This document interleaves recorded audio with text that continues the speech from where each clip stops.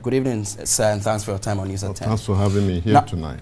Many are asking some questions about Indeed. the fact that it was passed in 2006, and you are now raising issues about its implementation, especially in this election year. What are your immediate reactions to that? Well, the answer is that we have always, as the Electoral Commissioner, as is required in Act 699, to implement when Dr. Afarajan was in office. And when Mrs. Charlotte Osei came to power in August, we sent her a letter. August of 2015, we sent her a letter welcoming her and also asking her to do the right thing and implement the law that enables Ghanaians living abroad to vote. And that letter went unanswered. So the answer is that we have been following up since 2006, and this and previous electoral commissioners have simply ignored the implementation. So the only avenue left for us is to take it to court, which is what we are doing right now.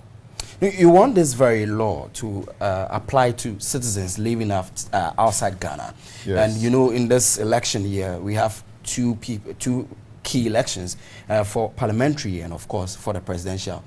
How do you expect people living outside Ghana to vote for parliamentary seats? How would that pan out? Okay. The law says that we shall vote in national elections and referenda. That's what the law says. So yes, according to the letter of the law, Ghanaians living abroad, we call GLAs. GLAs should be able to vote both for presidential, parliamentary, and referenda.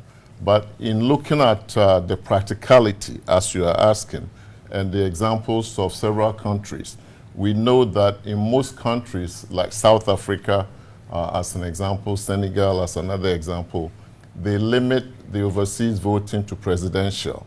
So those are some of the practical compromises that we are willing to make, especially starting out in 2016. So you are willing not to vote for your parliamentary? Yeah, members? We are willing to compromise and be reasonable and see the law roll out over the years. Some have also argued that ROPA cannot be implemented in war-prone countries, countries that are involved in war and all that. Let's look at the likes of Afghanistan and Iraq. How do you intend to let Ghanaians in such areas exercise their franchise? Well, first of all, let's put this point on the table, that the arguments for and against ROPA have been made, and the battle has been fought. I was in the country 2005 with two successive delegations to make the case, and thankfully we won and the law was passed. So we are not here to re-debate the values of ROPA. We are here to ask for the implementation of the law that has already been made and assented to by the then president on February 24, 2006. It's been 10 years. 2 elections have gone by, and the law has not been implemented. There's another election coming up for sure in 2016, and we don't want to be disenfranchised again. We have also been picking thoughts of other people, especially political watchers, who are saying that there's so much pressure on the EC looking at this very election, 2016 election.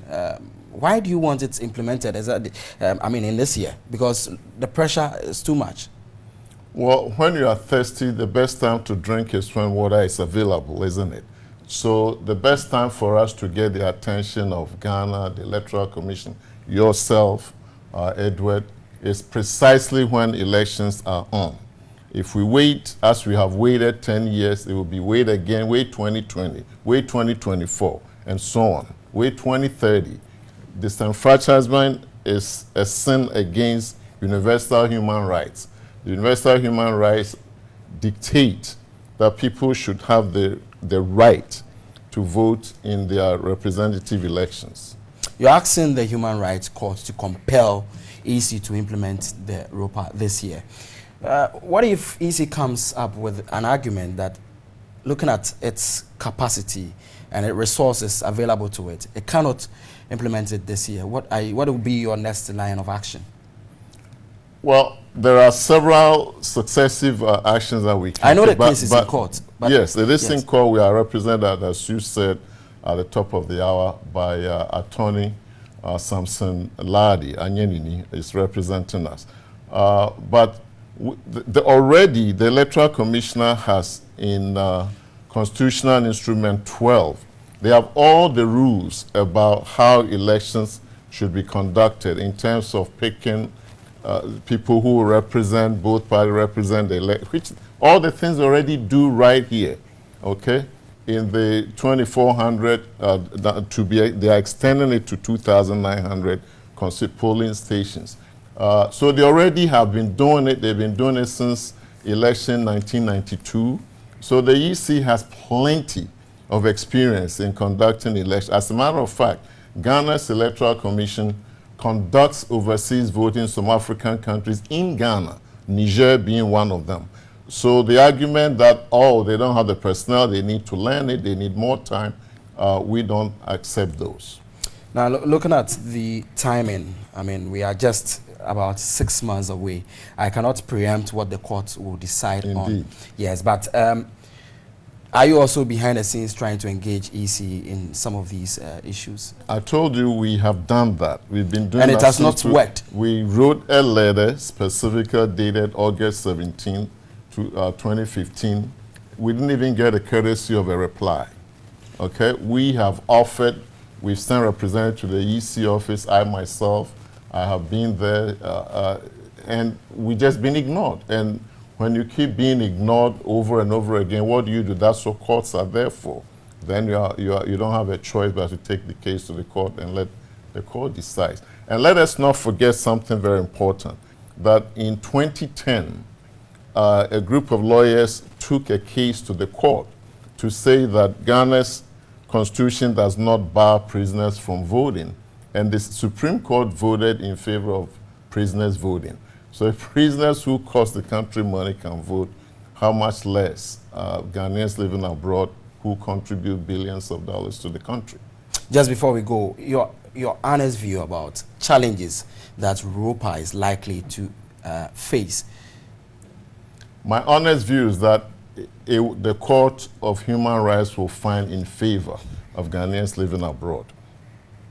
Thank you very much. Dr. Kofi Boateng is chairman of the Progressive Alliance Movement, and they're asking that the EC should, as a matter of urgency, implement ROPA. That is it for the big one.